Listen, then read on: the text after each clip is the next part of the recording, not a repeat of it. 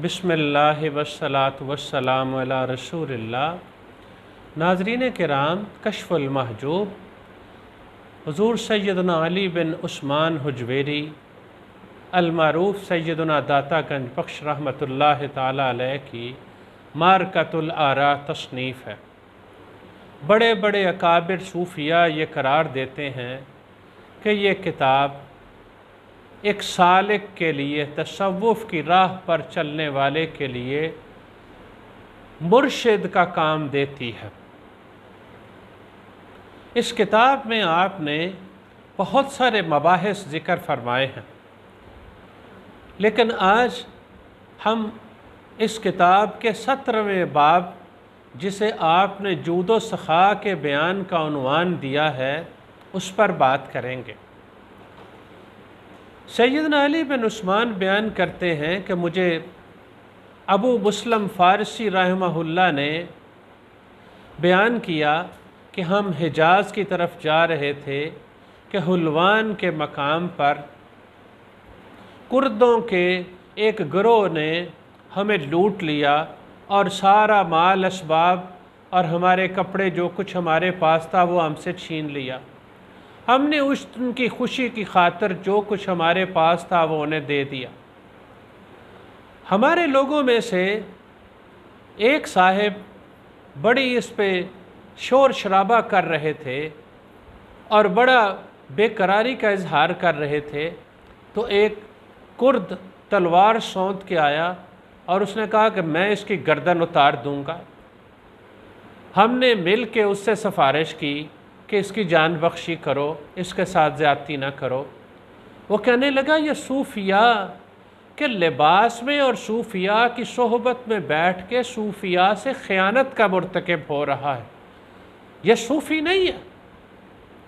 ہم نے کہا کہ وہ کیسے؟ آپ نے اتنا بڑا الزام اس کو کیسے دے دیا؟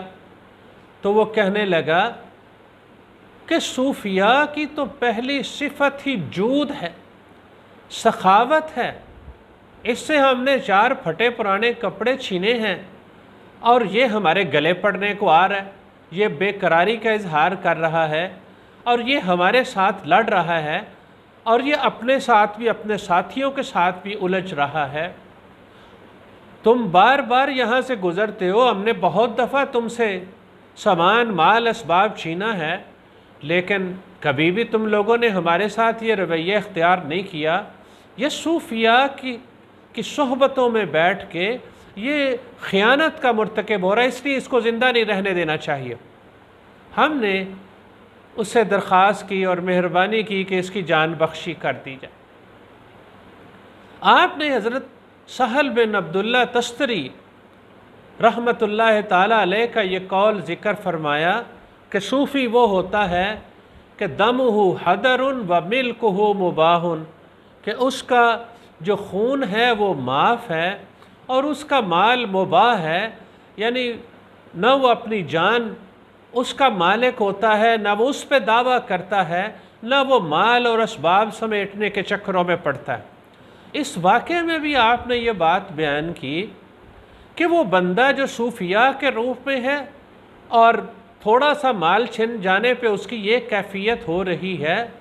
تو آپ نے ذکر فرمایا کہ جود اور سخاوت یہ تو صوفیاء کے بنیادی وصف ہے۔ آپ ذرا اس بات کو اپنے پیش نظر رکھیے اور اپنے آس پاس جو صوفیاء کے رنگ میں اور صوفیاء کے لباس میں اور ان کے حلیے میں آپ کو طرح طرح کے لوگ جو لوگوں کی جیبوں پہ نظر رکھتے ہیں، جو مال بٹورتے ہیں اور مال حاصل کرنے کے لیے لوگوں کے ساتھ طرح طرح کے جتن کرتے ہیں، آپ کو یہ بات سمجھ لگ جائے گی کہ یہ صوفیاء نہیں ہیں، یہ صوفیاء کے روپ میں فراڈیے ہیں، یہ دھوکے باز اور خیانت کرنے والے لوگ ہیں، ان کا صوفیاء کے ساتھ کوئی تعلق نہیں ہے۔ اور حضرت شیخ داتا گنج بخش رحمۃ اللہ تعالی علیہ نے یہ بات بھی ذکر کی ہے کہ جعلی صوفیوں کی مجلس میں بیٹھنے کا نقصان یہ ہوتا ہے کہ بندہ جو حقیقی صوفیاء ہیں ان حقیقی صوفیاء کے بارے میں بھی بدگمانی میں مبتلا ہو جاتا ہے کہ شاید وہ بھی ایسے ہی لوگ تھے جس طرح کے یہ لوگ ہیں جو صوفیت کے اور صوفی ہونے کے دعوے دار ہیں۔ حضرت سیدنا علی بن عثمان حجویری رحمۃ اللہ تعالیٰ علیہ نے اس باب میں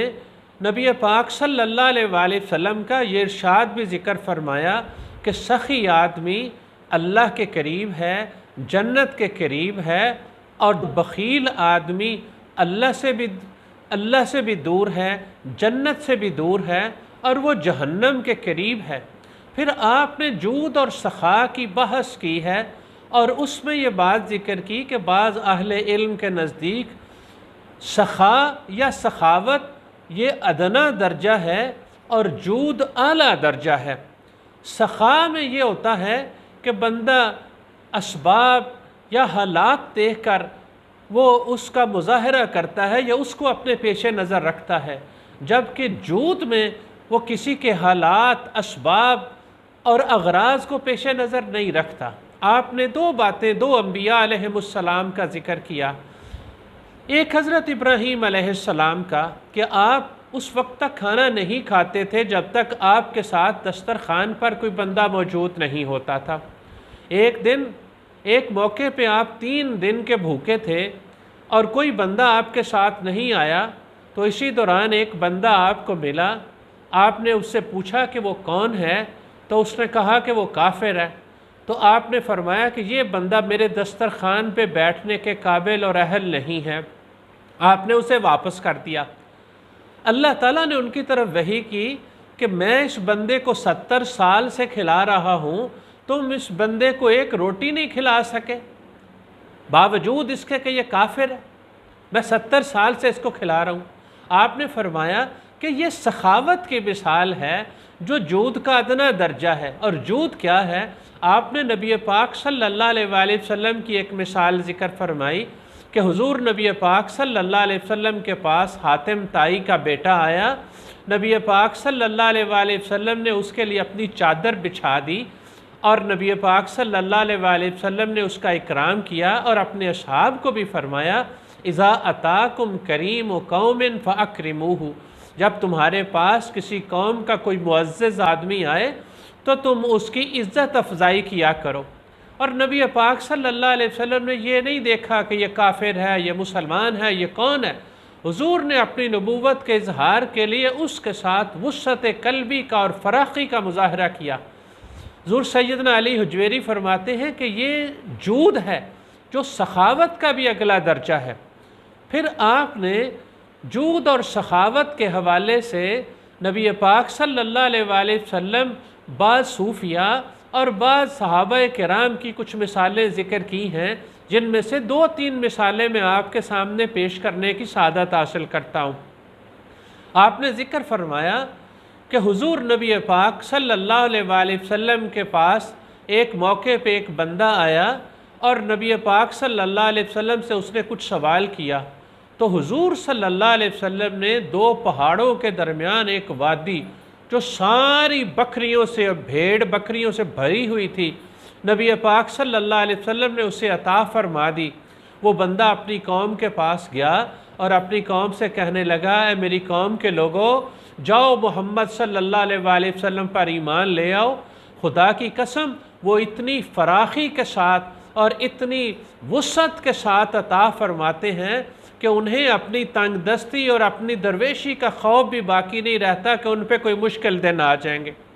حضرت انس رضی اللہ تعالیٰ عنہ بیان کرتے ہیں کہ حضور نبی پاک صلی اللہ علیہ وآلہ وسلم کے پاس 80,000 درہم لائے گئے۔ نبی پاک صلی اللہ علیہ وآلہ وسلم نے وہ سارے کے سارے درہم ایک ہی مجلس میں لٹا دیے، اور حضرت علی کرم اللہ وجہ الکریم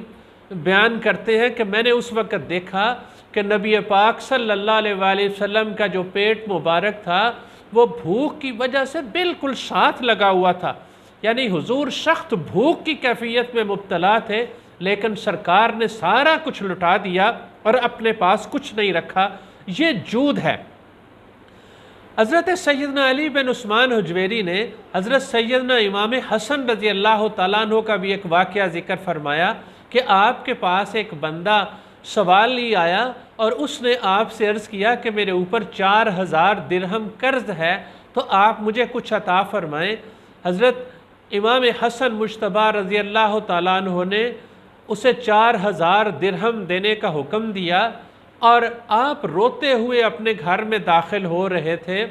لوگوں نے آپ سے پوچھا، اے رسول اللہ صلی اللہ علیہ وآلہ وسلم کے نواسے، آپ رو کیوں رہے ہیں؟ تو آپ نے فرمایا، مجھے افسوس ہے کہ ہمارے آس پاس ایسے ضرورت مند اور محتاج لوگ ہیں کہ جنہیں ہماری مدد کی ضرورت ہے، لیکن ہم انہیں جان ہی نہیں سکے، ہم انہیں پہچان ہی نہیں سکے، اور وہ ہم سے سوال کرنے پر مجبور ہو گئے ہیں۔ میں اس وجہ سے اور اس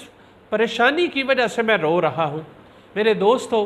یہ ہے وہ سخاوت اور یہ ہے وہ جود جسے حضور داتا گنج بخش رحمۃ اللہ تعالیٰ علیہ صوفیاء کی تعلیمات میں اور صوفیاء کے اوصاف میں ایک بنیادی وصف کے طور پر ذکر کرتے ہیں۔ بدقسمتی یہ ہے کہ آج لوگوں کے مال بٹورنے والے صوفیاء کا حلیہ اختیار کیے ہوئے ہیں، اور ہم جیسا عام آدمی اس غلط فہمی کا شکار ہو جاتا ہے کہ سیدنا علی بن عثمان حجویری یا حضرت بابا فرید الدین مسعود گنج شکر یا حضرت خواجہ معین الدین چشتی اجمیری یا اس طرح کے اکابر شاید وہ بھی اسی طرح کے تھے۔ حقیقت یہ ہے، اس سے بڑھ کے صوفیاء کے ساتھ زیادتی کوئی نہیں کہ کوئی بندہ ان کا حلیہ اختیار کرے اور ان کی تعلیمات سے انحراف کرے۔ اللہ کریم ہمیں ان بزرگوں کی حقیقی تعلیمات پر عمل کرنے کی توفیق نصیب فرمائے۔ آمین۔ وآخر دعوانا ان الحمد للہ رب العالمین۔